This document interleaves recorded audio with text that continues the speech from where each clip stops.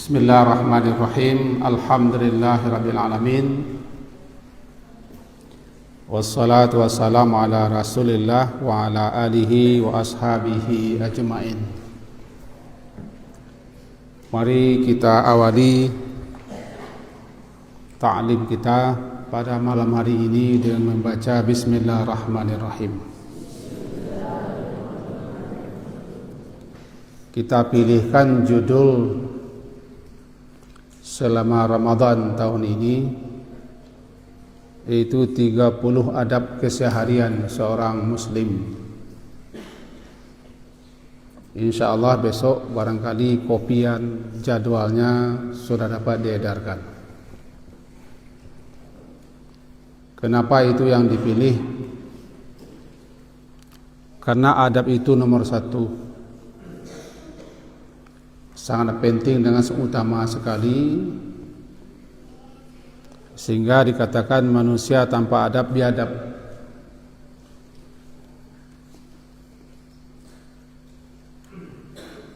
Bahasa Arab Minangkabaunya al-insan binuni adab biadab. Manusia tanpa adab ya biadab. Sangat utama adab itu sampai dikatakan oleh Abu Bakar bin Midwa'i rahimahullah, katanya ikhtalaftu ila Abi Abdullah, yakni Imam Ahmad bin Hanbal rahimahullah ta'ala. Aku bolak-balik mondar-mandir ke majlis Imam Ahmad bin Hanbal selama 12 tahun, di mana beliau ketika itu yaqra'ul musnad ala aladihi. Beliau membacakan kitab beliau yang terkenal itu kepada anak-anaknya. Kata beliau, kata Abu Bakar, fama katabtu anhu hadithan wahidan. Aku tidak tulis satu pun hadis yang beliau bacakan. Innama kuntu anzuru ila hadihi wa akhlaqihi. Aku hanya menengok, memperhatikan, mempelajari bagaimana adab dan akhlak beliau selama 12 tahun. Satu lagi, menurut Imam Zahabi rahimahullah ta'ala, anna majlis al-Imam Ahmad rahimahullah kana yahdurhu 5,000. Majlis seperti ini, majlis Imam Ahmad bin Hanbal itu dihadiri oleh 5.000 orang. 5.000 orang. Konon kabarnya dalam majlis itu andaikan ada jarum yang jatuh terdengar. Begitu orang tawaduk, khusyuk, seriusnya memperhatikan apa yang disampaikan oleh Imam Ahmad bin Hanbal. 500 yaktubun, 500 orang mencatat, menulis apa yang disampaikan oleh Imam Ahmad bin Hanbal. Wal baqun, yang 4.500 orang lagi yastamiduna min samtihi wa khuluqi wa dabi.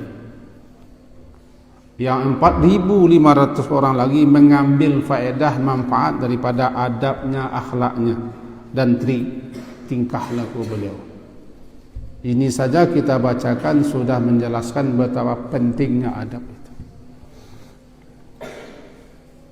Sangat utama, sangat penting. Begitu nasihat para ulama-ulama. Dan nilai orang di adab itu.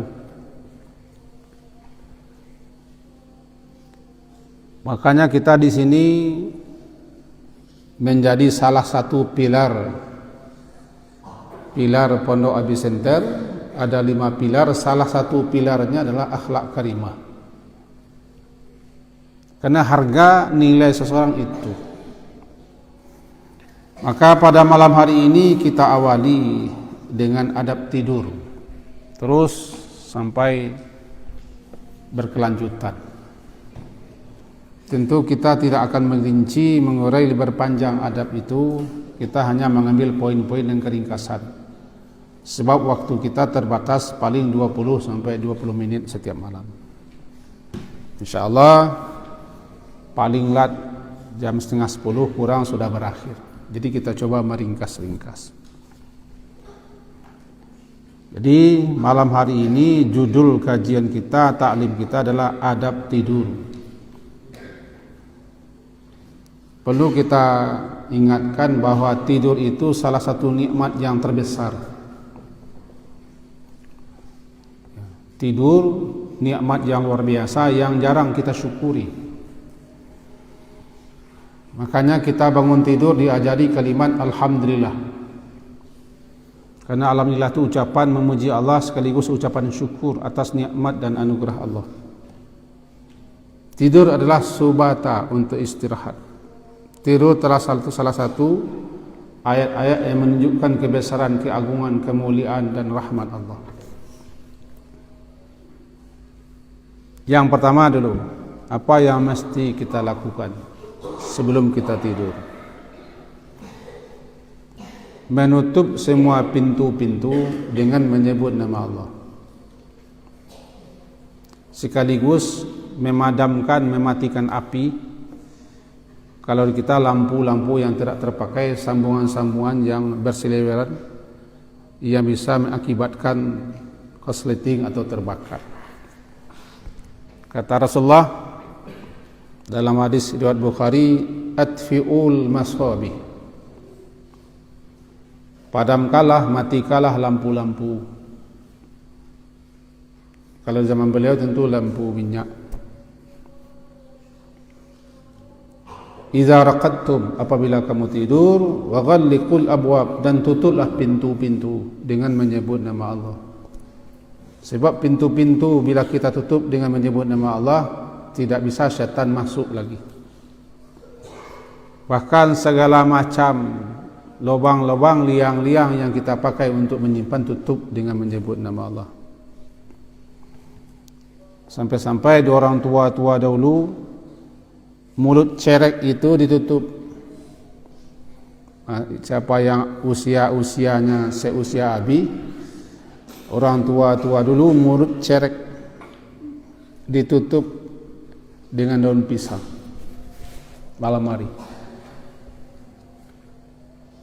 Belanga-belanga tutup dengan membaca nama Allah. Karena syaitan tidak bisa masuk apabila sesuatu kita tutup dengan membaca nama Allah.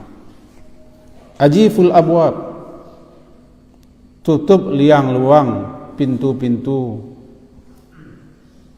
dan segala macam yang bertalian itu. Padamkan lampu, karena api itu musuh. Inna hadhihi an-nar innama hiya aduwwun lakum, api itu musuhmu. Dan sering kejadian kebakaran di malam hari banyak diakibatkan oleh korsleting, hubungan pendek. Makanya matikan lampu-lampu yang tidak dibutuhkan, termasuk kabel-kabel yang berseliweran. La tatrukun nar fi buyutikum hina tanamun. Kamu jangan biarkan api itu nyala sementara kamu tidur. Itu satu adab. Yang kedua, introspeksi, muhasabah diri. Kenapa begitu? Kita tidak tahu apakah besok kita akan hidup atau tidak. Apakah nama kita masih nama sekarang atau nama kita lain besok. Maka apapun yang kita kerjakan sepanjang hari, introspeksi lagi. Renungkan, kaji-kaji. Kalau lalai, kalau berdosa, kalau lengah, kalau melanggar dan segala macam, bisa istighfar dan minta ampun. Jangan sampai kita tidur dalam keadaan berdosa. Kalau ada kewajiban-kewajiban kita, hak-hak orang lain yang ada kita, cepat sebelum tidur kita bereskan. Sekarang bisa gampang saja, HP, kasih dia WA, kasih dia pesan. Karena kita tidak tahu apakah kita besok hidup atau tidak. Wa ma tadri nafsum madza taksibu gadah. Bahkan bila perlu wasiat yang akan diwasiatkan ada dipesankan. Terus berpesan-pesan. Ini yang agak terlalai semua orang. Berpesan menulis wasiat. Kalau ada hak-hak orang lain, kewajipan-kewajipannya kepada orang lain yang ada pada dirinya. Itu dua, ringkas saja. Yang ketiga, sebetulnya kita dilarang bergadang namanya. Sahar, dilarang bergadang. Banyak sekali hadis-hadis yang menganjurkan kita tidur cepat supaya cepat bangun.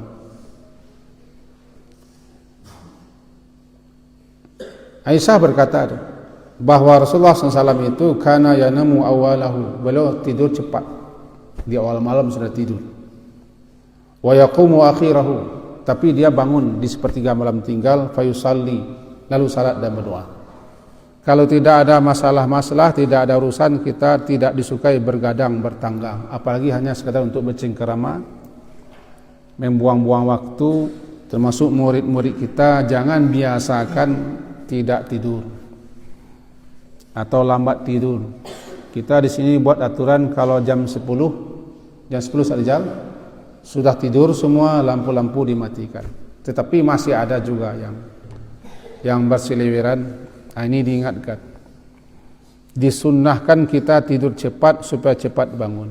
Lebih-lebih bagi penghafal Quran, bangunlah jam 4. Bangunlah jam setengah 4. Karena menghafal ketika itu lebih meresap, lebih mengena, lebih cepat ditangkap. Mengulang hafalan Quran pun ketika itu lebih bagus. Itu yang ketiga, kita cepatkan. Yang keempat, jangan tidur sendirian. Anna Nabiya sallallahu alaihi wasallam naha 'anil wahdah. Nabi mencegah, melarang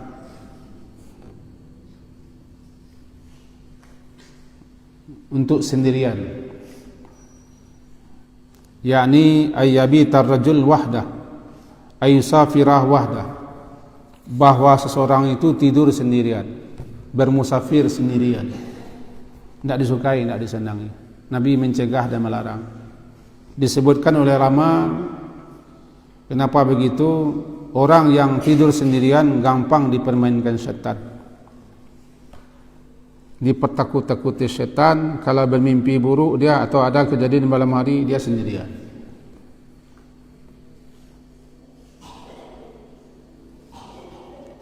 Atau ada kejadian musibah-musibah atau sakit atau perlu bantuan lain, kita tidak bisa minta tolong.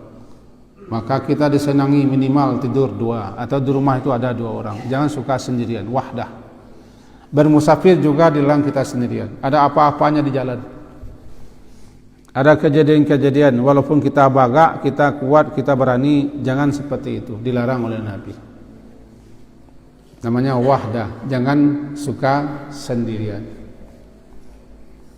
Untuk yang sendirian cepat-cepat, jangan sendiri lagi. Itu yang keempat. Mudah-mudahan tidak tersinggung yang kena. Yang kelima, yang terbaik berwudu. Tidur dalam keadaan bersih dan suci lebih dapat terjaga, terpelihara diri. Setan pun tidak gampang mempermainkan orang yang tidur dalam keadaan bersih dan suci. Itu ada sekian hadis. Salah satunya, idza ataita madja'aka fatawadda wudu'aka. Kau hendak tidur menuju ke tempat tidurmu, berwuduklah sebagaimana wuduknya akan salat.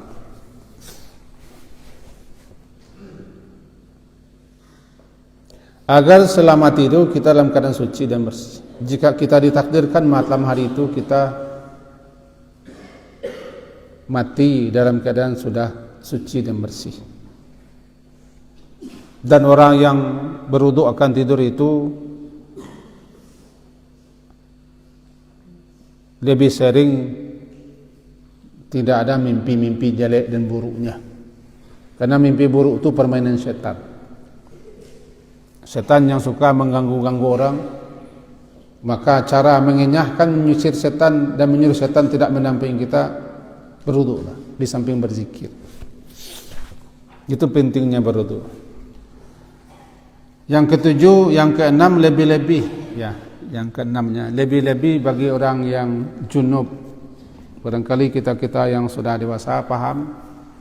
Orang yang junub, orang yang sudah berhubung badan, jika dia tidak mandi berwuduklah. Minimal dia mencuci kemaluannya, supaya malaikat datang lagi, setan pergi. Orang yang dalam keadaan tidak suci, berhadas, setan mendekat, malaikat menjarak. Yang ketujuh, sebelum kita menghempaskan diri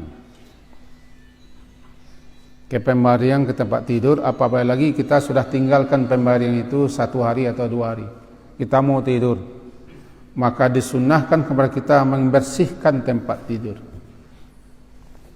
mengibaskannya dengan ujung sarung, dengan membaca bismillah. Karena kita tidak tahu apa yang terjadi sepeninggal kita. Entah ada makhluk lain di tempat tidur kita, entah ada jin-jin, setan-setan, atau binatang-binatang berbisa. Maka sebelum kita tidur atau berbaring menggolek, dikatakan idza awa ahadukum ila firashih falyanfud firashahu bidakhilati izarihi fa innahu la yadri ma khalafa alaih. Intinya yang tadi, apabila salah seorang kamu menuju ke tempat tidurnya, maka kibaskanlah tempat tidur itu dengan menyebut nama Allah, dengan ujung kain kibaskan bismillah. Di rumah kita mana tahu ada jin-jin, ada setan-setan yang berbaring di situ. Ingat, rumah kita ada jinnya, rumah kita ada setannya. Lebih-lebih di rumah kita tuh banyak hal-hal yang dapat menarik, menggoda setan untuk masuk, untuk singgah, mampir, bahkan bertempat tinggal di rumah kita.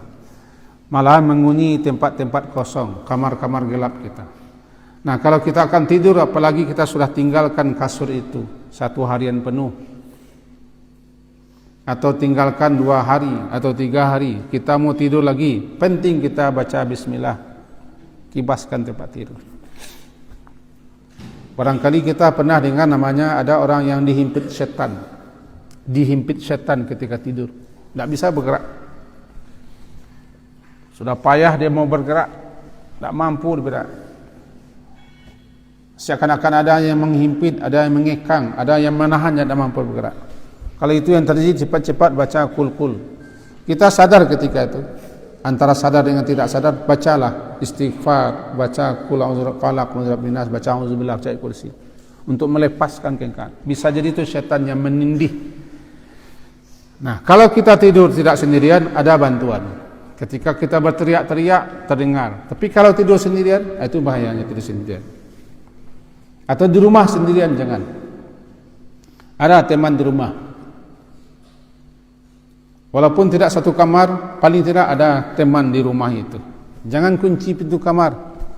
Gitu dianjurkan, supaya ada apa kejadian kita, orang lain cepat tahu. Lebih-lebih dipermainkan setan, atau ada nanti orang-orang berniat jahat. Jadi yang ketujuh tadi adalah membersihkan tempat tidur, mengibaskan kain, membaca nama Allah. Karena kita tidak tahu apa atau siapa yang bertempat di kasur di tempat tidur tidak. Termasuk ini murid-murid kita, jangan main hempas saja tubuh ke kasur. Ambil kain antum, sarungnya bismillah. Tapi jangan berolok-olok, jangan main-main. Betul-betul serius bismillah, buang. Kibaskan kasur. Karena tidak tahu kita, entah apa di situ tadi ketika kita tinggalkan. Kemudian disunnahkan, nomor 8, disunnahkan kita tidur itu rusuk kanan ke bawah dan meletakkan pipi di atas tangan kanan. mulai tidur. Mulai tidur. Tusuk kanan ke bawah, pipi dialas dengan telapak tangan. Kalau dapat doanya bagus. Allahumma qini adzabaka yauma tab'atsu ibadak, 3 kali dibaca. Allahumma qini adzabaka yauma tab'atsu ibadak. Allahumma qini adzabaka yauma tab'atsu ibadak. Ya Allah, pelihara aku, jaga aku, lindungi aku daripada azab dan siksa-Mu saat nanti Engkau bangkitkan di hari kiamat. Rasulullah baca itu. Nanti setelah itu mau berbalik itu nanti cerita. Tapi awal tidur berbaringlah dengan rusuk kanan ke bawah. Ajar kita ni, murid-murid kita ni ajar begitu.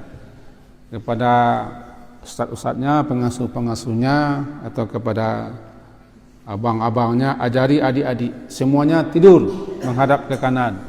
Cecahkan pipi ke telapak tangan, baca doa ini. Kan buku kita sudah ada. Karena buku-buku yang sudah kita bagikan, Hisnul Muslim, di situ ada. Ada itu, doa-doa itu. Tinggal kita mempraktikkan saja. Biasakan tidur baring ke kanan. Termasuk suami istri ke kanan dulu. Ke kanan dulu. Tapi jangan ke kanan terus. Ke kanan dulu, awal mulanya. Ini ada sekian hadis ini. Kita tidak akan baca hadis-hadisnya karena banyak. Kita hanya ringkas. Kemudian yang ke-9, dimakruhkan tidur di atas lambung, namanya tengkurap. Daja'ah. Apa daja'ah? Daja'ah itu tidur lambung ke bawah, menelungkup. Tengkurap. Baik gadang parut orang tua pun tak gadang parut ini, dimakruhkan tidur tengkurap. Namanya dij'atun yubghiduha Allah. Itulah tidur yang membuat Allah murka dan marah kepada orang itu. Dij'ah atau daj'ah.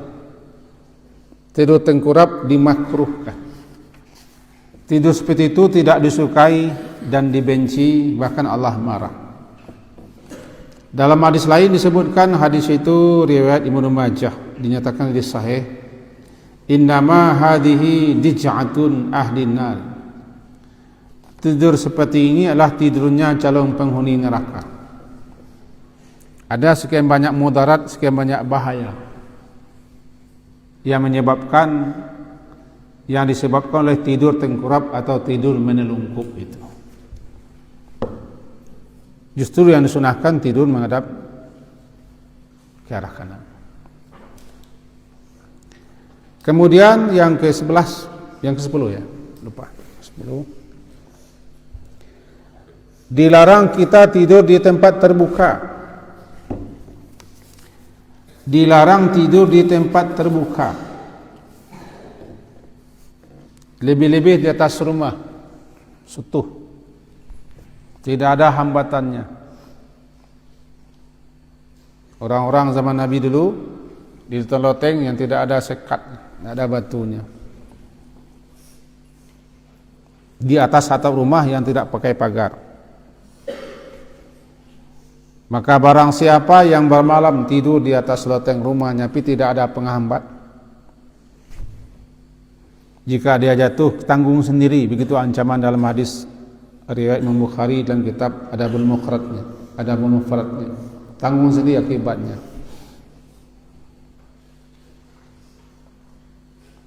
Ini berarti apa? Kita diperintahkan untuk terus waspada, menjaga diri untuk tidur. Barangkali bisa disamakan di sini, dilarang kita tidur tempat tinggi tanpa ada batas. Jika terjatuh, jangan salahkan siapa-siapa. Agama kita, sunnah mengajarkan kita justru berhati-hati. Sampai kita dilarang tidur seperti itu, di tempat terbuka. Tentu ini biasa daerah panas. Daerah panas. Kemudian yang berikutnya, jangan tidur dan tidak disukai kita tidur satu kaki diletakkan di atas kaki lain ketika menelentang kaki, atas itu menyilang.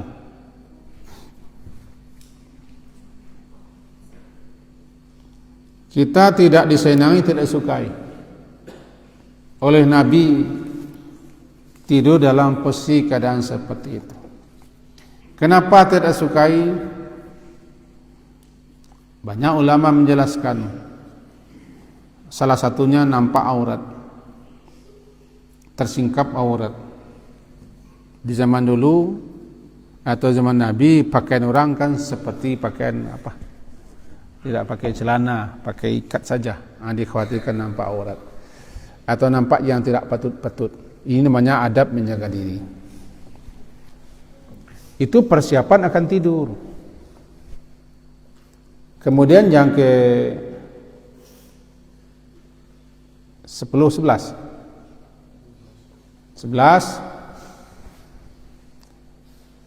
hafallah zikir-zikir, doa-doa, wirid-wirid tertentu. Sudah disusun oleh ulama-ulama kita, namanya azkarun naum.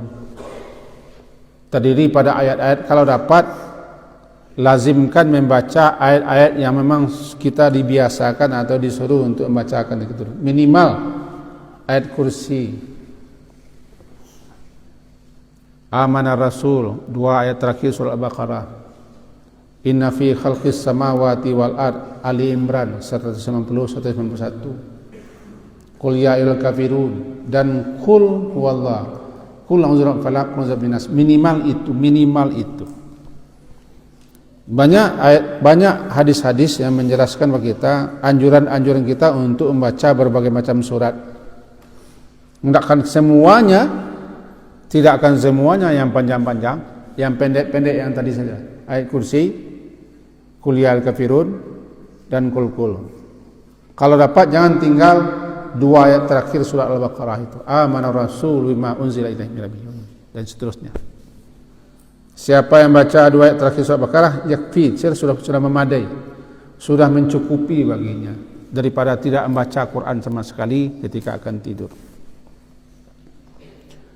Dan kalau setelah membaca doa-doa zikir-zikir itu ditutup nanti dengan doa pemungkas, Allahumma aslamtu wajhi ilaika, dan seterusnya, jangan bicara lagi. Kalau dapat, kalau bisa, akhir ucapan kita akan tidur itu zikir atau doa atau baca ayat atau istighfar. Jika tidak mau mata tidur, perbanyak membaca tasbih, tahmid, takbir, atau perbanyak mengingat Allah Subhanahu wa taala. Lantaran penyebab tertentu kita tidak dapat tidur, gelisah. Gelisah itu hati yang gelisah, maka obatnya adalah zikir. Sebut nama-nama Allah, perbanyak tasbih dan tahmid, atau perbanyak tahlil. Apapun penyebab mata tidak mau tidur. Kemudian jika bermimpi di malam hari, mimpi buruk, mimpi menakutkan, biasanya mimpi buruk itu datang lantaran kita tidak berwudu, tidak baca ayat, tidak baca zikir. Minimal surat atau ayat dibaca, ayat kursi itu lari setan. Jika setelah dibaca datang juga mimpi-mimpi menakutkan, mimpi buruk itu, caranya meludah ke kiri tanpa air liur 3 kali, lalu baca auzubillah, putar arah. Kalau bisa berwudu, kalau bisa lagi salat, kalau tidak yang tadi meludah ke kiri, baca auzubillah, putar, berbalik arah. Dan jangan ceritakan mimpi buruk itu kepada siapapun, karena mimpi buruk tidak ada mudaratnya sama sekali. Itu hanyalah permainan setan yang membuat kita rusuh dan sedih. Ini datang mimpi buruk, caranya begitu. Kita sudah berzikir, kita sudah berwudu, membaca ayat, datang juga mimpi buruk, itu baca. Jika tersentak di malam hari, tidak bisa tidur lagi, jangan paksakan tidur, baca Quran, berzikirlah, berdoalah, dan seterusnya. Karena dipaksa juga tidur, tidak akan tidur. Inilah ringkasan adab-adab tidur di malam hari. Tidur di siang hari belum dibaca. Ini adab-adab tidur di malam hari. Kenapa dari sini kita mulai? Karena kita sebentar lagi akan tidur. Sebentar lagi kita akan tidur. Jadi ini yang dimulai sini, adab tidur. Mudah-mudahan penyampaian ini, hadis sudah 10, penyampaian ringkas ini dapat kita pakai, kita laksanakan dalam kehidupan kita. Kalau tulisan panjang lebarnya sudah saya bukukan, cuma yang saya terangkan ini hanyalah ringkas-ringkas poin-poinnya saja. Ya, semoga berfaedah untuk saya dan kita semua. Dengan harapan, mari kita pelajari adab. Pelajari adab. Saya kutip satu lagi ya, pesan daripada ulama besar kita, sengaja saya kopikan ini. Satu helai. Kata Habib bin Syahid libnihi. Qala Habib bin Syahid libnihi, ya bunai. Ini catatan terakhir ini. Betapa pentingnya adab. Ya bunai, ishabil fuqaha wal ulama. Pergaulilah fuqaha, ahli fikih dan ulama. Wa ta'allam minhum, belajarlah dari mereka. Khudh min adabihim, ambil, pelajari, perhatikan adab mereka, lalu ambil dan pakai adab orang fikih, orang ulama itu. Fa inna dzalika ahabbu ilayya, kalau itu engkau lakukan wahai anakku, kata Habib bin Syahid, jika itu yang engkau lakukan, engkau bergaul dengan ulama, bergaul dengan para orang fakih, ahabbu ilayya, itu lebih sangat saya sukai, min katsiri minal hadis, daripada engkau banyak menghafal hadis tapi engkau tidak beradab. Engkau tidak beradab. Juga sebagaimana yang diungkapkan oleh ba'dus salaf, sebagian ulama salaf kepada anaknya, ya bunai, wahai anakku, la anta ta'allam baban minal adab, sungguh engkau belajar satu bab adab, ahabbu ilayya, lebih aku cintai, lebih aku sukai, min anta ta'allam, daripada engkau belajar 70 baban, 70 adab, min abwabil ilmi, daripada adab-adab ilmu. 70 adab ilmu engkau pelajari, aku lebih suka engkau belajar satu adab, satu bab adab. Ini apa nih? Menjelaskan betapa pentingnya adab itu. Di zaman sekarang adab itu yang kurang. Ini yang sangat kurang adab. Baik adab kepada diri, adab kepada orang tua, kepada tetangga, kepada lingkungan, kepada guru, kepada teman, pokoknya adab. Karena Islam itu agama adab. Semenjak bangun sampai tidur ada adab. Tidak satu pun yang tidak ada dituntun kita adab-adabnya. Makanya kita mulai adab ini. Semoga berfaedah, dan kepada ananda semua, murid-murid kita semua, dan sebagai orang tua kita ada ini, murid-murid kita semua, nilai antum itu di adab. Saya ulang lagi, yang menghadiri majlis Imam Ahmad bin Hanbal yang terkenal dengan mazhab Hambalinya, yang beliau hafal 1 juta hadis di kepala, 1 juta hadis yang dibukukan sekitar 30-an lebih ribu hadis. Nih Ustaz Alwi yang paling tahu ini. Majlis beliau dihadiri 5.000 orang. 5.000 orang menghadiri majlis beliau. Yang asyik mencatat itu hanya 500 orang. Selebihnya tidak mencatat, selebihnya menyimak, memperhatikan bagaimana adab beliau, perangai beliau, akhlak beliau ketika menjelaskan, memperhatikan itu. Bahkan ada orang yang 12 tahun belajar dengan Imam Ahmad bin Hanbal. Ketika Imam Ahmad bin Hanbal menjelaskan kitabnya kepada putranya, dia hadir terus. Dia tidak mencatat satu pun hadis. Cuma yang diperhatikannya bagaimana adab Imam Ahmad bin Hanbal ketika mengajar kepada murid-muridnya, ketika berhadapan dengan orang lain. Luar biasa. Maka anda semua belajarlah adab, pakailah adab. Karena nilai kita, harga kita di adab itu. Yang memasukkan manusia dan yang memberatkan timbang manusia, adab dan akhlak itu. Yang menyerumuskan orang ke dalam neraka karena tidak ada akhlaknya, tidak ada adab. Bahkan dalam doa istiftah kita diajari, wahdini li ahsanil akhlak. Ya Allah, tunjuki aku, tuntun aku kepada akhlak yang terbaik. Wasrif anni sayyi'at. Palingkan, jauhkan aku daripada buruknya akhlak, buruknya adab. Ya, semoga bermanfaat untuk ananda, murid-murid kita semua apa yang kita sampaikan ini. Sekian saja. Subhanakallahumma wa bihamdika asyhadu an la ilaha illa anta astaghfiruka wa atubu ilaik. Wa sallallahu ala Muhammadin wa ala alihi wa ashabihi ajma'in. Alhamdulillah. Assalamualaikum warahmatullahi